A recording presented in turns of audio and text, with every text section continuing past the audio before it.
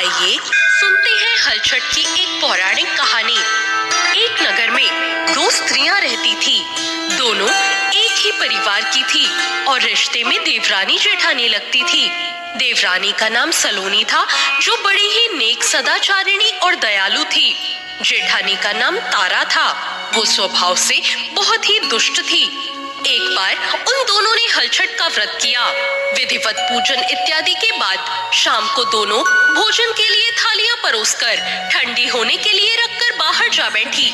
उस दिन सलोनी ने खीर और तारा ने महरी बनाई थी। अचानक दो कुत्ते उनके घर में घुसे और भोजन खाने लगे। अंदर से चप चप की आवाज आई तो दोनों अपने अपने कक्ष के भीतर जाकर देखने लगी। सलोनी ने कुत्ते को खीर खाते हुए देखा तो कुछ भी नहीं बोली तथा बर्तन में बची हुई बाकी खीर भी उसके आगे डाल दी। लेकिन जैसे ही तारा ने देखा कि कुत्ता थाली में मुंह लगाए बैठा है, वैसे ही तारा ये देखते ही आग बबूला हो गई। उसने कमरे का द्वार बंद किया और फिर डंडा लेकर कुत्ते को इतना मारा कि उसकी कमर तोड़ डाली। कुत्ता अधमरा होकर जैसे तैसे जान बचाकर वहां से भागा। दोनों कुत्ते जब बाहर निकले तो एक दूसरे से मिलकर हालचाल पूछने लगे। जो कुत्ता सलोनी के यहाँ गया था वो बोला, मैं जिस कक्ष में गया था वहाँ की स्त्री तो बहुत ही भली थी। मुझे खीर खाता देखकर भी उसने कुछ नहीं कहा, बल्कि बर्तन में खीर खत्म हो जाने के बाद भी उसने उसमें और खीर डाल दी ताकि मैं भरपेट भोजन कर सकूं। उसने तो मेरी आत्मा ऐसी तृप्त की कि मैं बार बार उसको आशीर्वाद दे रहा हूँ। ईश्वर से मेरी यही कामना है कि मरने के बाद उसी का पुत्र बनकर जीवन भर उसकी सेवा करके इसका ऋण चुका सकूं।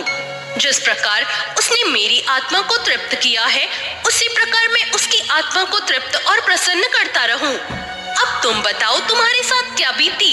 लगता है तुम्हारी तो खूब पिटाई हुई है। दूसरा कुत्ता बड़े ही दुखी स्वर से बोला, तुम्हारा अनुमान ठीक है भाई।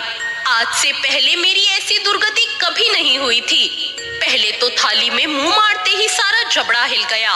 फिर भी भूख से परेशान होकर मैंने 2-4 कौर सटके ही थे कि वो दुष्ट आ गई और कमरा बंद करके डंडे से मुझे इतना मारा कि मेरी कमर ही तोड़ डाली। मैं तो ईश्वर से यही निवेदन करता हूँ कि अगले जन्म में मैं उसका पुत्र बनकर उससे बदला चुकाऊं। जैसे उसने मेरी मार मारी और कमर तोड़ी है, वैसे ही भीतरी मार से मैं उसका हृदय और कमर तोड़ डालूं। कहते हैं कि बेजुबान की बद्दुआ बहुत बुरी होती है। दूसरा कुत्ता शीघ्र ही मर गया और मरकर उसने तारा के घर पुत्र के रूप में जन्म लिया। पुत्र रत्न पाकर तारा बहुत खुश हुई।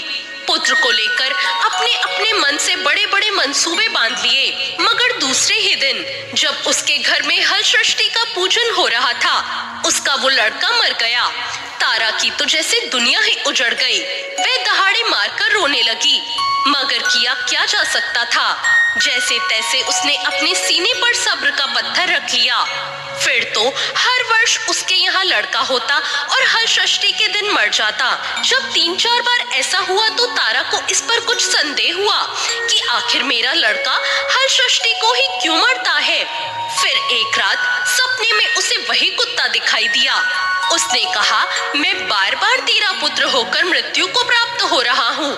तूने मेरे साथ जो व्यवहार किया था उसी का बदला मैं चुका रहा हूँ। तारा बहुत दुखी हुई और उसने अपने पाप का पश्चाताप करने का उपाय किया। तब उस कुत्ते ने बताया, अब से हलचट के व्रत में हल से जुता हुआ अन्न तथा गाय का दूध दही नहीं खाना, होली की भुनी हुई बाल तथा होली की धूल आदि हलचट पूजा में चढ़ाना, तब कहीं जाकर मैं तेरे घर आकर जीवित रहूंगा।